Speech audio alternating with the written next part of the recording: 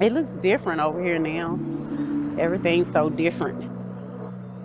Every house holds its own history. I used to wouldn't come on this street for a long time. How did you feel when you did?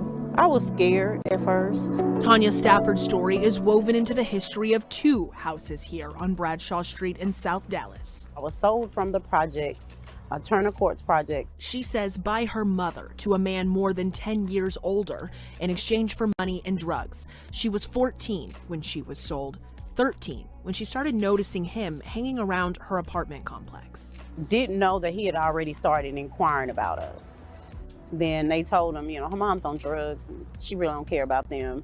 He found his prey. I was his prey. She says the first attack happened while she was at a neighbor's home. He was there too. She says she'd been given a wine cooler she thought was soda. So after he raped me, I got up and I put my clothes on and I went back to our apartment, and I didn't say anything. Until she was pregnant.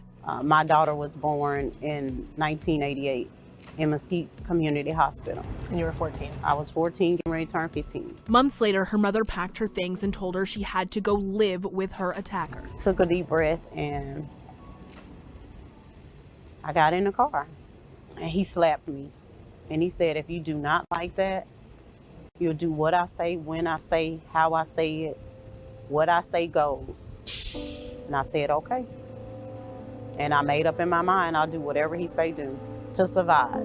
She lived with him for 10 years, spending the last 7 in Pleasant Grove, where she had more children. The 3rd child was born 10 days before my 18th birthday. And nobody in these hospitals asked you anything? Nope. It wasn't a life. Raped all the time, beat. But she lived for her kids. It didn't matter who they were by, they were mine, and I loved them. When she was 24, a neighbor stepped in. She was the nosy neighbor that, she seen something, said something, and she did something. She called the police. Tonya Stafford and her children were taken to a domestic violence shelter in Irving. I got to be safe, and then I started therapy. I love therapy. Every Tuesday I go to therapy, and I believe that's what really saved me. That and her neighbor, who gave her a mission. She said that I would reach back and grab others that looked like me. So I started rescuing. Tonya Stafford didn't have the word for what happened to her when she was 14, but her life and now her work has made her an expert on trafficking. When I come across girls that look like me, the forgotten girls, and when they say, Miss Tonya, thank you for coming. She started her nonprofit, It's Going to Be Okay, and operates 4 safe houses in Dallas. Providing direct services to human trafficking victims of all races and color, but particularly girls, Black girls. She survived this chapter. And not only am I surviving, I'm thriving. Now, her story is about saving others. I won't forget. In Dallas, Bradshaw Street. Sold at 14 for drugs by her mother to a black male predator.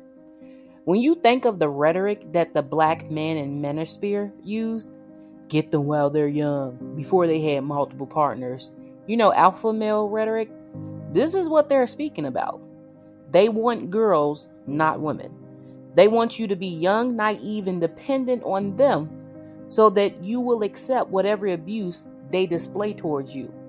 When are we going to accept that black men are white supremacists of the black community? They were instrumental in pimping out black women.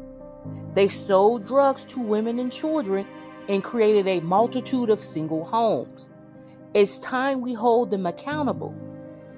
I am so glad this woman turned her life around and that she made it out with her kids.